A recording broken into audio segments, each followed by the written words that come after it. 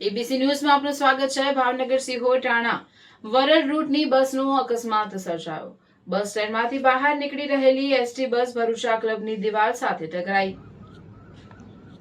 બસ સ્ટેન્ડમાંથી બહાર નીકળી રહેલી એસટી બસ ભરૂચા ક્લબની દિવાલ સાથે ટકરાઈ। પૂરપાટ ઝડપે બહાર નીકળતા બ્રેક નહીં લાગતા બસ દિવાલ સાથે ટકરાઈ ગઈ। બસના ડ્રાઈવરે કાબુ ગુમાવતા એસટી બસ ફૂટપાથ પર ચડી દિવાલ સાથે ટકરાઈ।